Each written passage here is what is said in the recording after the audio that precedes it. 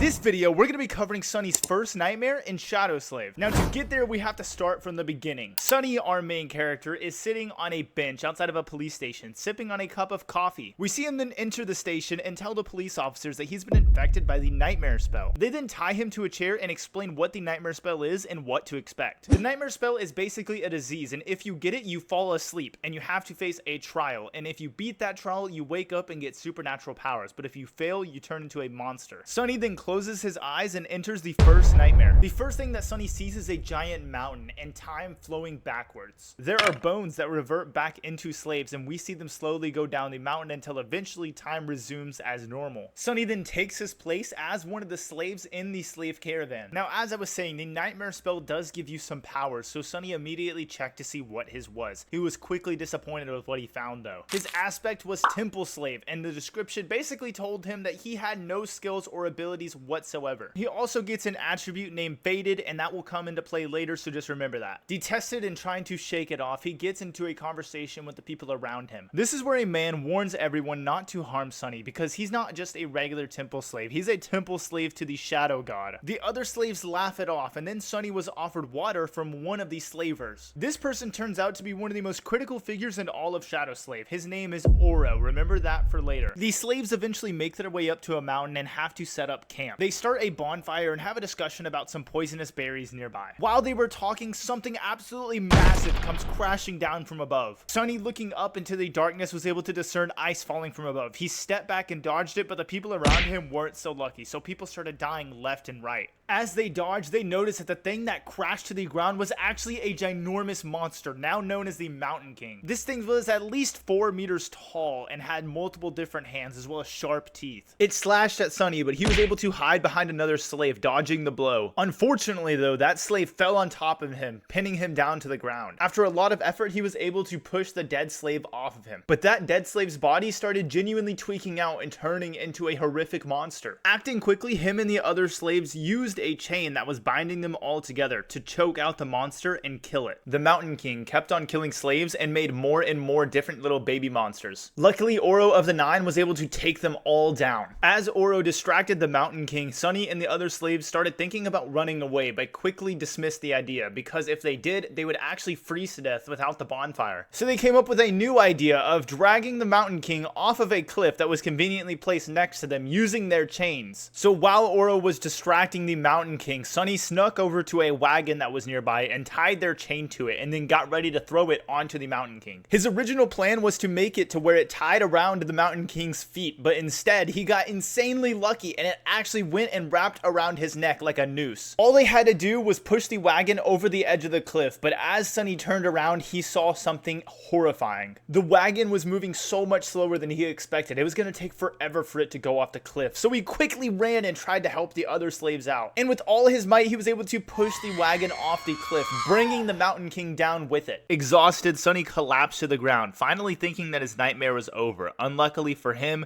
it was far from it. All that was left after the attack was 3 slaves, including Sunny, and Auro of the Nine. And these background stick figures finally get names. We'll name this one Shifty and the other one Scholar. As they gather supplies from the dead people around them, they try to make a plan on what to do. At first, they're thinking of going back down the mountain, but Sunny realizes, due to the nightmare spell, that the Mountain King isn't dead yet, so they have to actually go up the mountain, because if they went down, they'd just be eaten by it. They go with the plan and decide to move as soon as the sun rises, as to not freeze to death. Sunny wanders off to find more water for everyone and runs into one of the slavers that was clinging on for life with critical injuries. The slaver then gives Sunny a broken sword, and then Sunny uses this to get his first ever kill in a nightmare on a human. He then receives something called a memory, and this is basically something that you can summon and dismiss at will. Typically, it's something useful like a weapon or armor, but in his case, he just got a silver bell. Everyone meets back up at the campfire, and they spend the rest of the night staring into the distance, thinking about the Mountain King and their journey in the morning. As daytime came, they decided to make their way up the mountain. They eventually run into a rock slide that blocked the road ahead, so with nothing else to do, they decide to just climb up the steep mountain.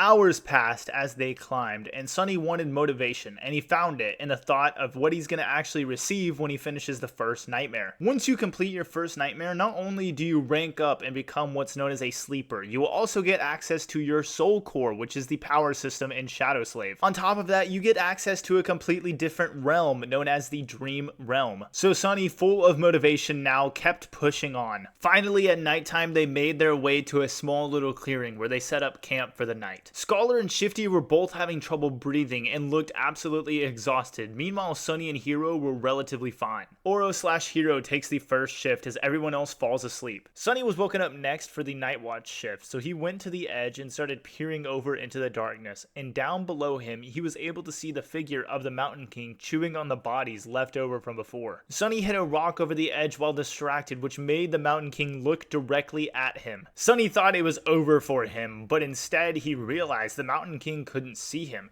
In fact, the Mountain King couldn't see anything at all. He thought back to its actions at the campfire and confirmed his theory. In the morning, Sunny woke everyone else up and they all got ready to continue climbing the mountain. Scholar and Shifty's condition rapidly deteriorated overnight, with Shifty's being the most prominent. Still, the group climbed higher and higher, and as the hours passed, Sunny started to notice Shifty fall further and further behind from the group. Eventually, Sunny heard a panic scream and Shifty fell to his doom. The others continued up the mountain until they eventually found another small road. It's here that they noticed that Shifty's body was now gone. Realizing what this meant, the three of them knew that they had to come up with a new plan to stop the Mountain King, and Scholar was the one who proposed it. He wanted Hero to cut Sunny down and leave him to bleed out and act as bait for the Mountain King, so that way the two of them could go up the mountain in peace. Hero thought about it for a second and started wondering, why does it have to be Sunny? Why not Scholar, since he's closer to the grave? Scholar tried to use his silver tongue to make up reasons on why it should be Sunny and not him. But ultimately, Auro knew something that Scholar didn't, and that was that he knew the actions of his past. Apparently, Scholar was a terrible prince who did terrible actions, so Auro brutally broke both of his legs and then left him to die. The two then continued up the mountain path. They finally found another shelter to take place in for the night, and they didn't set up a camp or anything. They just sat in silence. For this scene, I think it's best if I just let it play out for you. You know, it's strange. Usually I can feel someone's presence, even in absolute darkness. But with you, there's nothing. It's like you are just one of the shadows. Are you asleep? Why? Are you waiting for me to fall asleep before you kill me? Or will you do it in the morning? Yes, I thought that if I do it when you sleep, you won't have to suffer. The two of them banter back and forth some more until Auro finally readies himself to kill Sunny. But before he can make his move, Auro falls to the ground and vomits blood. It turns out that after the Mountain King's attack, Sunny was put in charge of gathering water. He used nearby poison berries to poison everyone else's water supply except for his own. This is what led Shifty and Scholar to end up in such a terrible state. But unfortunately for Sunny, Auro was not a mundane human like the others. Instead, he was an awakened human who has a soul core unlocked. So Auro was left relatively unfazed, and he immediately gets upset and starts throwing hands, pushing Sunny against the wall. Sunny escapes out of the cave away from Auro, and Auro keeps shouting at him to stop and obey his command and just die. Meanwhile, Sunny summons his memory, Silver Bell, and gives it a ring. Auro keeps asking why he did that, not realizing that Sunny wasn't looking at Auro at all anymore.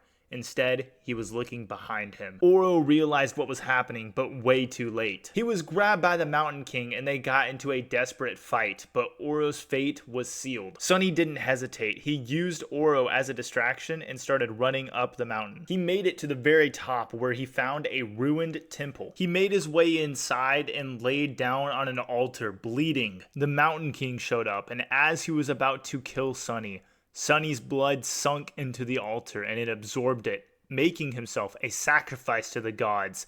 They were dead, but yet they listened. Shadows suddenly dragged the Mountain King back, pulling it in different directions and killing the Mountain King. Sunny was rewarded with a kill, and with that, his nightmare was over. He had survived. The nightmare spell then rewarded Sunny with a vast amount of rewards, like a true name as well as a divine aspect and many more things. Thank you guys for watching, and I'll see you guys in the next one.